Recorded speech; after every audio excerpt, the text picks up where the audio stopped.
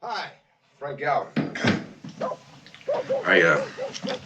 I represent Deborah and Kay in the case against St. Catherine Labouré. I told the guy I didn't want to talk to anybody. Just take a second. Deborah and Kay. You know what I'm talking about. Do you know who our chief witness is? No. It's David Gruber. He's the assistant chief anesthesiologist at Mass Commonwealth. He says that your doctors, Towler and Marks, put my client in a hospital for life. We can prove that. So what we don't know is why. I mean, what went on in there? Today, Review Lens looks at The Verdict, Sidney Lumet's 1982 courtroom drama starring Paul Newman in one of the greatest performances of his career. Made for about $16 million, the film became a strong box office success, earning more than $50 million worldwide and proving that adult dramas built on character, silence, and moral struggle could still connect with a wide audience. If you enjoy honest, simple movie talk from people who still believe great films deserve time and respect, like the video and subscribe to Review Lens. This channel is for movie lovers who want thoughtful discussion without the noise. Now let's talk about the Oscar Paul Newman should have won. The Verdict is one of those films that reminds you how much power there is in restraint. By 1982, Paul Newman was already a legend. He had the face, the voice, the history, the authority. But what makes The Verdict special is that Newman doesn't use any of that to dominate the screen. He lets it all sag. He lets it wear down. He plays Frank Galvin as a man who has been compromised by disappointment, alcohol, and the slow humiliation of wasted talent.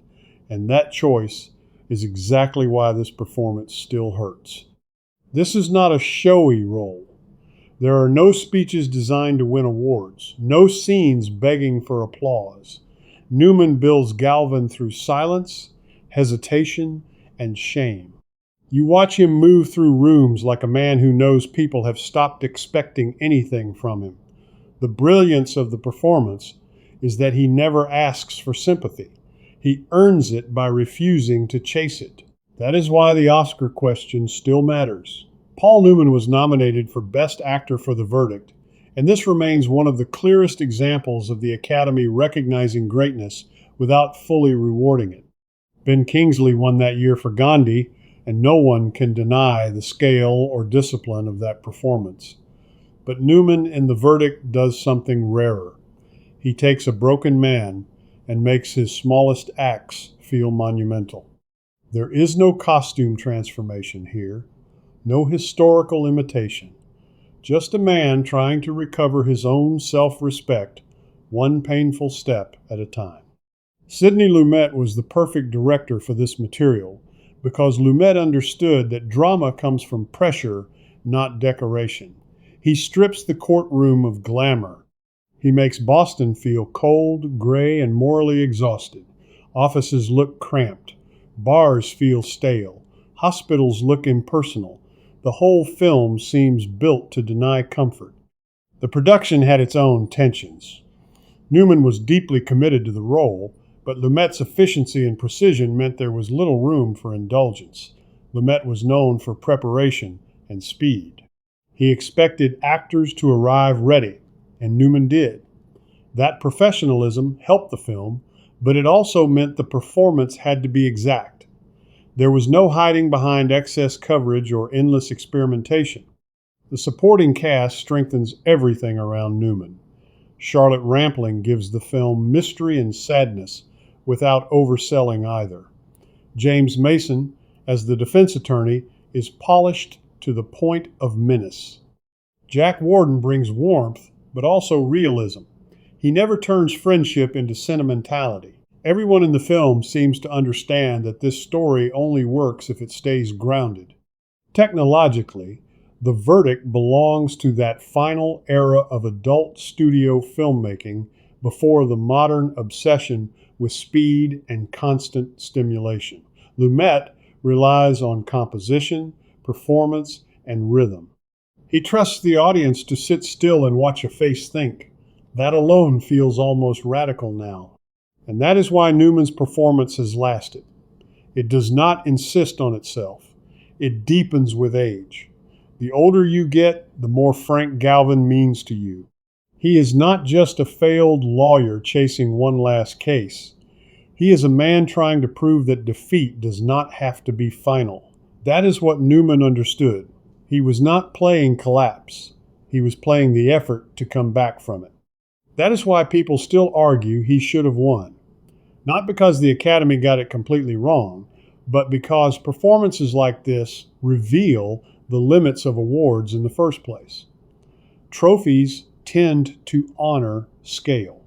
The verdict honors damage, endurance, and dignity, and Newman gives it everything he has. What makes the Paul Newman Oscar debate endure is not just that he was great in the verdict. It is that by this point, Hollywood already knew what Paul Newman meant. He had been nominated multiple times before. Cat on a Hot Tin Roof, The Hustler, HUD, Cool Hand, Luke.